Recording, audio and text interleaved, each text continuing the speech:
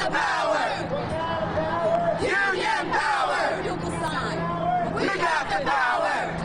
They won't get back. Union power. We got the power. Union power. Union power. When public schools are under attack, what do we do? Stand up, fight back. What do we do? Stand up, fight back. What do we do? Stand up, fight back. Yeah, what do we do? Stand up, fight back. Keep our students safe and healthy. No more tax breaks for the wealthy. Keep our students safe and healthy. No more tax breaks for the wealthy. Keep our students safe and healthy. No more tax breaks for the wealthy. Our schools. Our schools.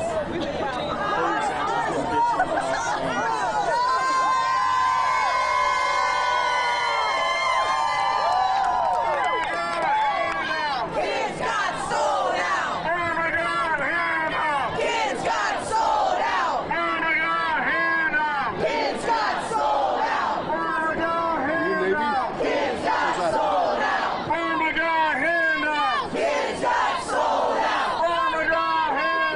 Kids got sold out.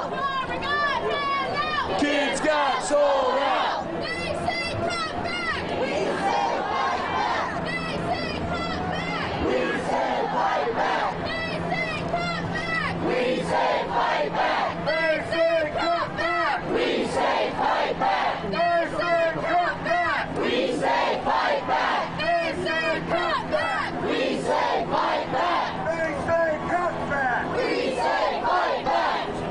John. Fight back. Fight back. Fight back.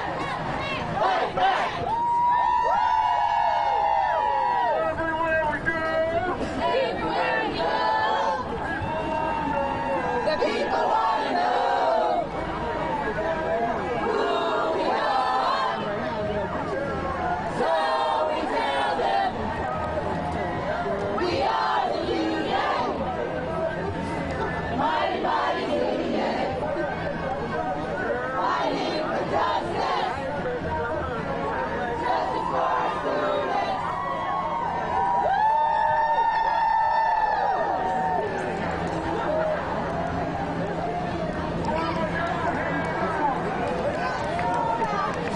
We got sold out. We got sold out. We got sold out. Kids got sold out. Kids got sold out. Kids got sold out.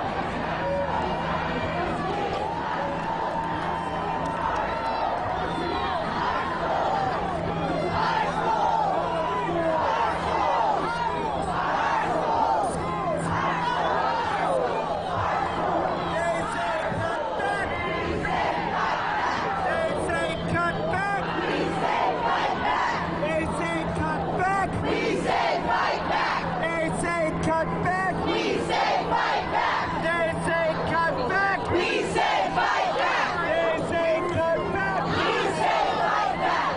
Our schools. Our schools.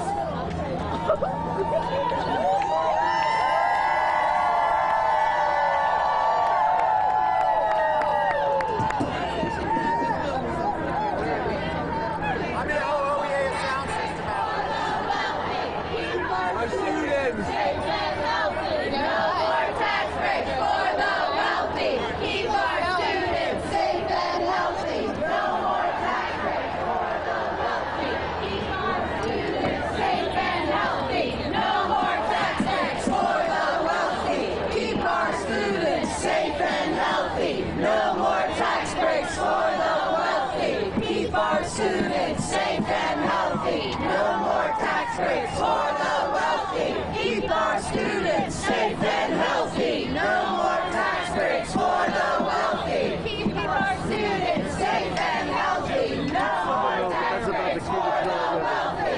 Keep our students safe and healthy. No more tax breaks for the wealthy. Keep our students safe and healthy. No more tax breaks for the wealthy. Keep our students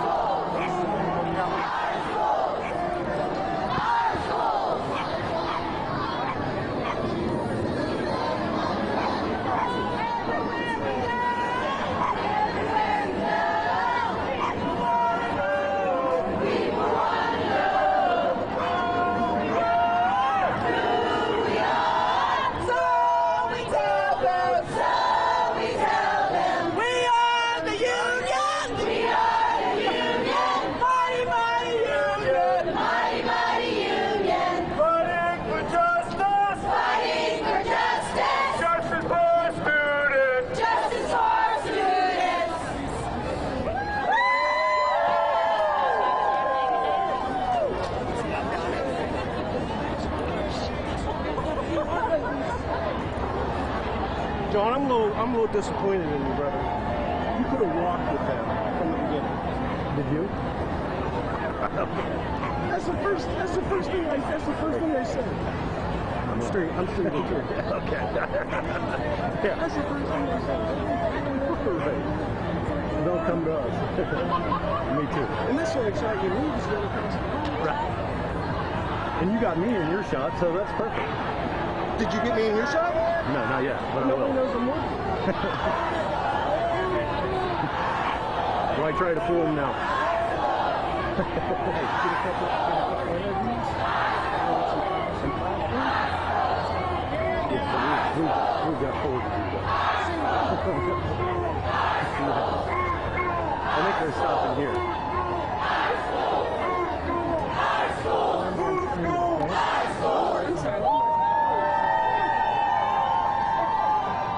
How's everybody feeling?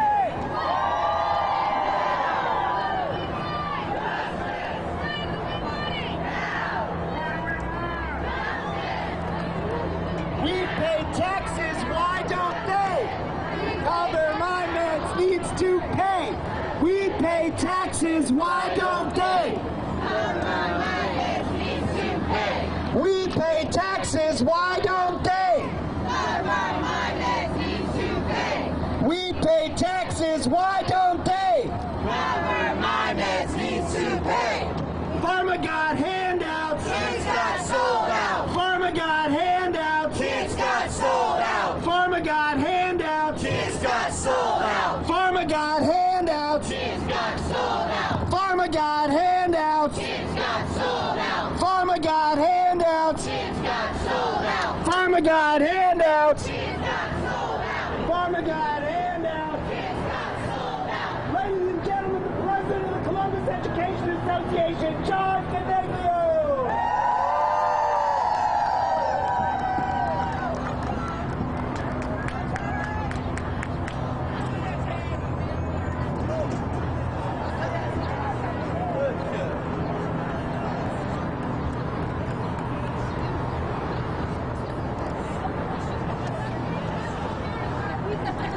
Good afternoon, Columbus Education Association. My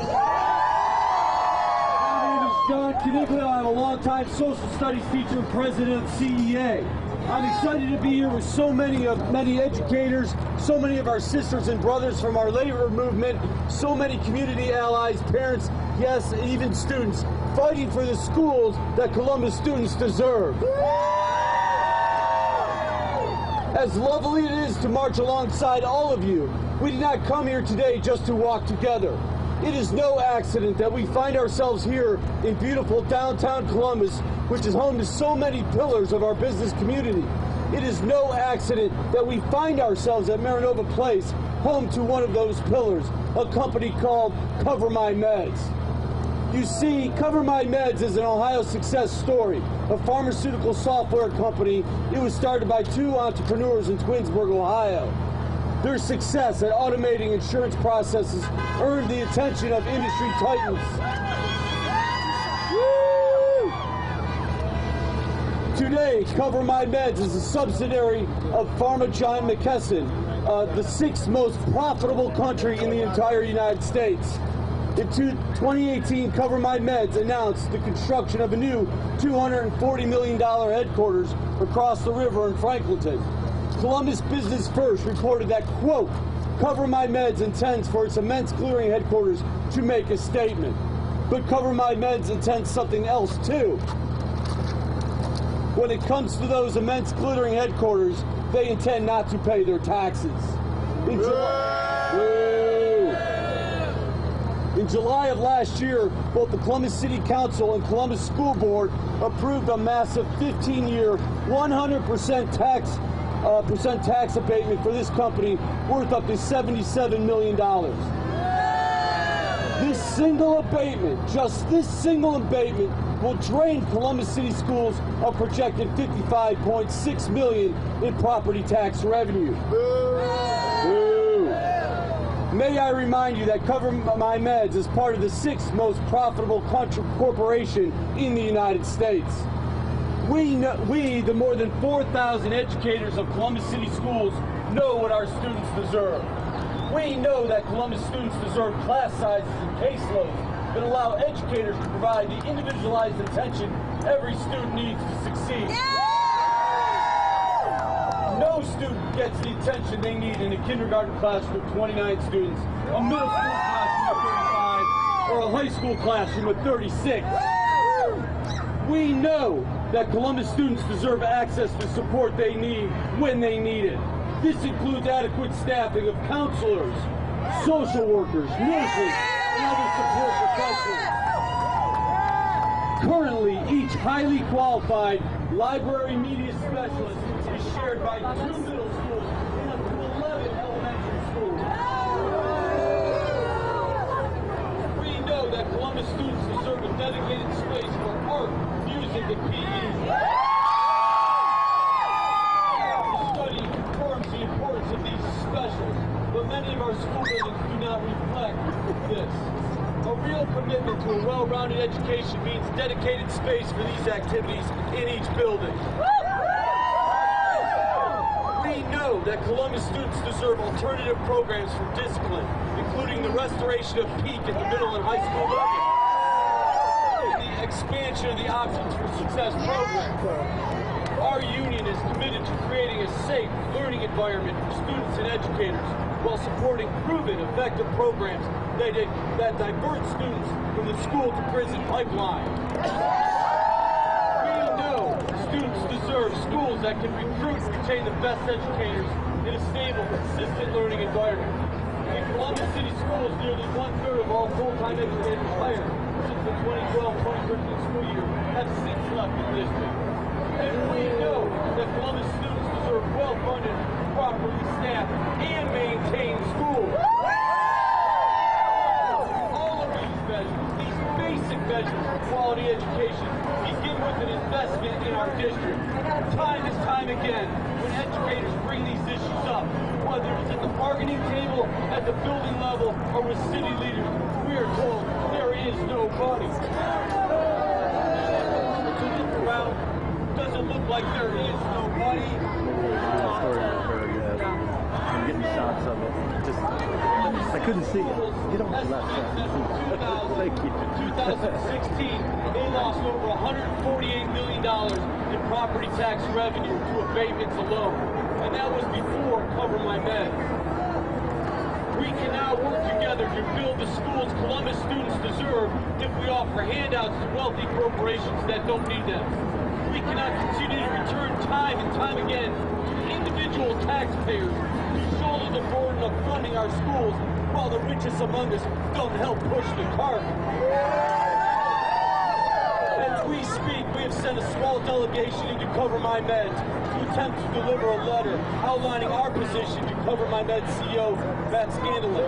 I implore him to think about those who educate his future workforce and the greater good of our community. I encourage him to forego his massive abatement by reaching out to City Council and the school board to amend its terms so that Cover My Meds is paying its fair share. It is also my expectation that in the future, his and other highly profitable companies will commit to being good corporate citizens by not seeking public assistance for its private ventures. Finally, sisters and brothers, I want to make it crystal clear. CEA is here today with a message for Cover My Meds and other companies and developers and our city leaders. When it comes to public tax dollars, we will no longer tolerate austerity for our students, levies for our community, and welfare for the wealthiest. We will march for the schools Columbus students deserve. We will fight for the schools Columbus students deserve. And we will be back until we win the schools Columbus students deserve. We'll be back.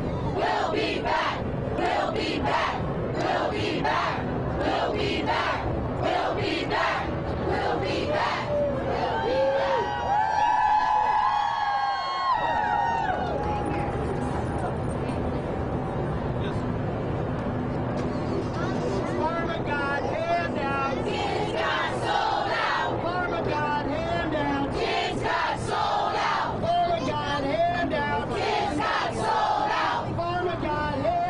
Kids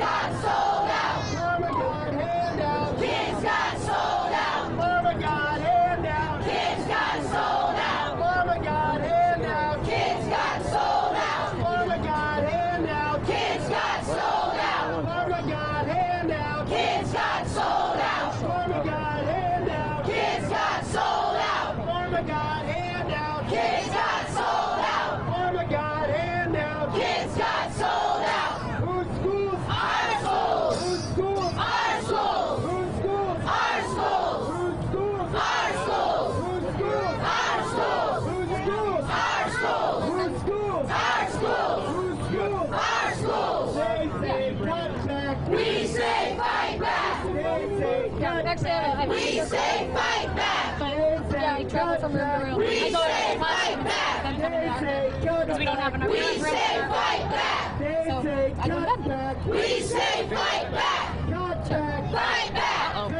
Fight back. Maybe I can't. So hear you say that this is your desk. Yeah. Talk to me about your day-to-day. Well, I'm on a cart, and so I go into the classroom, and I bring all the supplies with me. And for my 45 minutes, we do our art, and then I move on to the next classroom. And if I don't have it with me, we don't have it. So it gets a little frustrating when the kids want to do like paint, and I don't have a sink. And so I bring water with me. I bring buckets with me. We find creative ways to have their artwork dry so that it's not, just on the cart. But yeah, that's pretty much my day. And you're an art teacher. How many classrooms do you go into? Well, in the one building, I have 17 classrooms that I go into on 2 floors. And I have 2 buildings. My other building, I do have a classroom. What schools do you teach in? North Linden Elementary and Mays Road Elementary. How long have you been doing this? I've been art on a cart for 4 years, and before that, I worked in the high school. How does it make you feel that, I know a lot of the things that you guys are asking for? I talked to Regina yesterday and also to John yesterday.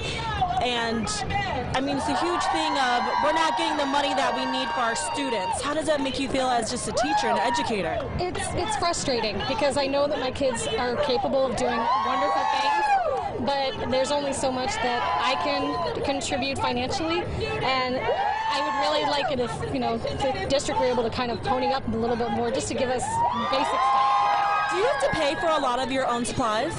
I don't have to, but I do. Because a lot of it is like, well, we're given a certain amount, but if I want to do something creative or last minute, I usually pay for it. But that's my choice. That's not something that someone had made me do, but I do help supplement quite a bit. Talk to me a little bit about the importance of making sure that we keep arts in the schools. I know some schools across the nation have cut art. I actually came from a district that they had to cut back down on art classes, and they had to cut down educators. And it was awful because for a lot of my students, the only reason they come to school sometimes it's because of art, music, or drama. The fortunate thing about me being able to go to all of them is that when they're struggling, like maybe they're having a bit of a meltdown, I can take them with me because I might be the only educator that they trust. And if you cut that out, if you get rid of that, that's an avenue for our students that they need to express themselves and feel comfortable. What's your name? Marissa Keith. All right. Thank you so much. Spell your first name for me, Marissa. Marisa. Thank you. Thank you. Kids got sold out! Sorry. Okay, folks. We have a bit of a logistical challenge for you all now. Every day. We're going to turn this whole thing around. So what I need you to do is stay exactly where you are. If you have a banner, you're going to go to the front. Otherwise, Okay. Otherwise, just turn around and the truck's going to go to the front. We are supposed to be a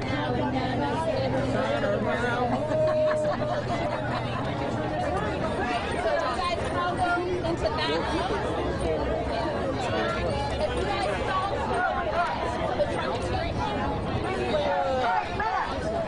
You guys all scream.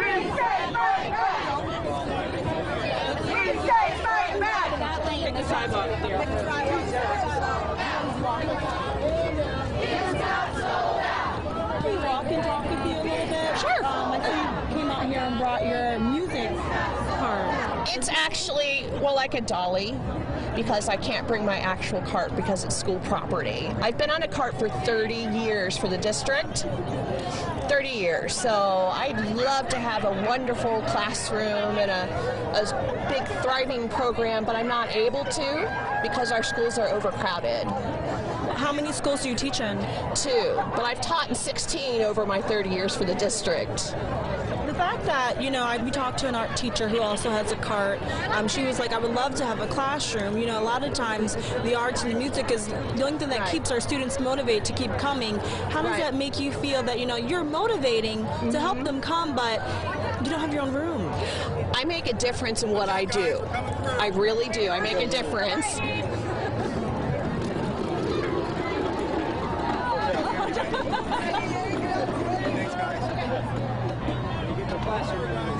That was great, but yeah. It was, Sorry about that. Stay safe, gut back. Stay safe, gut back. Yes. Okay. So what do? You make a difference in what you do, and talk to me about that feeling that you get with the students. Oh, absolutely. And music and the arts, and including phys ed, sports, we need to have those things. We have so much in the classroom going on with testing and other things, and music and the arts really keep students motivated and involved. It was that way for me. What are you asking the district to do? I know I spoke to Regina yesterday, Right. and she had talked to me about, I feel like we're doing this over and over and over again. We keep going through these negotiations, and our voices just aren't being heard. I think today, in all honesty, I don't expect everything to miraculously happen, but I know teachers that have stood up in the past that have paved the way for me to have what I have, because music didn't even exist in the classrooms like about 30, 35 years ago. You know, Columbus didn't even have it. So they paved the way years ago for me to have a job, you know, teaching music and getting fewer class periods, because I taught 9 classes one day. So it was tough. So things are better in that respect, but I want a thriving program for my students, and it makes a difference. Does it give you hope that, I mean, we have a new superintendent, we're getting new people on the school board. Does that change kind of give you hope, or is it kind of some worry comes of change? I'm not really sure yet. I think everything's so new with the new leadership, but we want to make sure our voices are heard so they know what teachers would like to have for their classrooms. What's your name and what schools do you teach in? Elaine Robertson. I teach at Forest Park Elementary and also at Valley Forge Elementary. Spell your first name for me. ELAINE ROBERTSON. Thank you so much. Oh, you're welcome. Have a good day.